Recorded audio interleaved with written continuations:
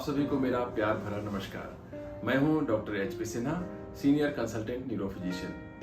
आज मैं आपसे एक बड़ी ही अनोखी न्यूरोलॉजिकल समस्या के बारे में बात करने वाला हूं। अनोखी इसलिए क्योंकि जब भी हमारे शरीर में कहीं कोई तकलीफ होती है, कोई दर्द होता है, तो वह शरीर की एक्टिविटी से या उस हिस्से को चलाने से बढ़ जाता है। लेकिन जिस बीमारी की आज मैं आपसे चर्चा करने वाला हूं, वह रेस्ट के दौरान ज्यादा होता है और एक्टिविटी करने पर वह दर्द कम हो जाता है, वह बेचैनी कम हो जाती है। इस समस्या का नाम है रेस्टलेस लेग सिंड्रोम, RLS। इस बीमारी की खासियत है कि यह समस्या आराम के दौरान होती है। इसमें मरीज को दोनों पैरों में या एक पैर में बेचैनी महसूस होती है।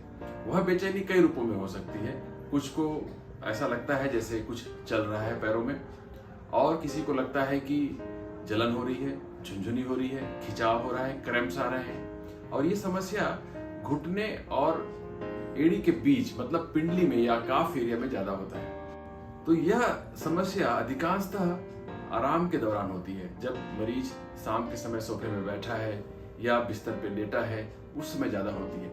और जैसे जैसे समय गुजरता जाता है, यह दिन के वक्त भी होने लगता है।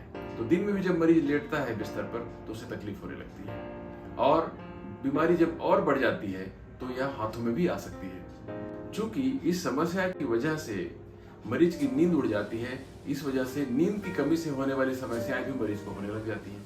इसलिए इस समस्या का समाधान ढूंढना बड़ा ही जरूरी है। तो यह RLS की समस्या अधिकांश लोगों को बचपन में ही शुरू हो जाती है, बहुत छोटी उम्र में, या कहें आप सेकंड डिकेड ऑफ लाइफ में। लेकिन अधिकांश लोगों को इसके लक्षण थर्ड और फोर्थ डिकेड के बाद ही आते हैं। जिन लोगों को यह समस्या होती है, उनमें से अधिकांश लोगों में या तो पाइल्स की समस्या होती है, या थायराइड की समस्या होती है, या सर्जरी की हिस्ट्री रहती है, या महिलाओं में पीरियड्स की समस्या की वजह से, जिसमें बहुत ज्यादा ब्लड लॉस हो रहा हो, उसकी वजह से हो जाता है। और इसी वजह से यह समस्या महिलाओं में ज्यादा कॉमनली पाई जाती है।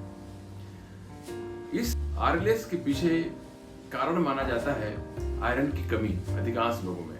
यद्यपि कुछ लोगों में आयरन की कमी नहीं मिलती है, लेकिन आयरन और डोपामिन नाम के न्यूरोट्रांसमीटर में कहीं गड़बड़ी की वजह से यह समस्या अधिकांश लोगों को होती है। तो इसकी डायग्नोसिस कैसे की जाती है? इसकी डायग्नोसिस मुख्यतः मरीज के लक्षणों को सुनकर बनाई जा सकती है, और इसके सपोर्ट करने के लिए और कारण को जानने के लिए कुछ टेस्ट कराए जाते हैं।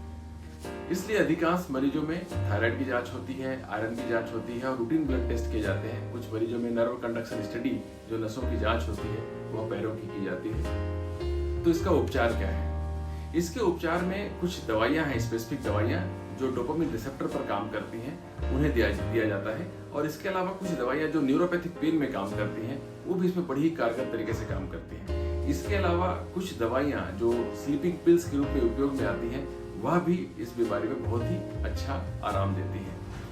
तो डॉक्टर आपकी समस्या के हिसाब से इनमें से कोई दवाई आपके लिए चुनते हैं। इसके अलावा जिस कारण से यह समस्या उत्पन्न हुई है, अगर वह पता चल जाए तो उसका भी इलाज कर दिया जाता है। जैसे कि अगर आयरन की कमी की वजह से यह समस्या हो रही हो, तो आयरन की गोलियां या तो फिर आयरन के इंजेक्शन लगा दिए जाते हैं, और जैसे ही आपके शरीर में आयरन पर्याप्त मात्रा में पहुंच जाता है, आपकी समस्या हमेशा हमेशा के लिए ठीक हो जाती है।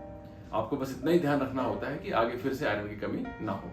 अगर किसी को पीरियड्स में एक्सेसिव ब्लड लॉस की वजह से समस्या हुई है, तो आपको गायनेकोलॉजिस्ट के पास जाकर इसका इलाज कराना चाहिए। अगर थायराइड की कमी की वजह से, थायरॉक्सिन हार्मोन की कमी की वजह से आपको यह समस्या हुई है, तो थायरॉक्सिन सप्लीमेंट करने मात्र से ये बीमारी ठीक हो जाती है।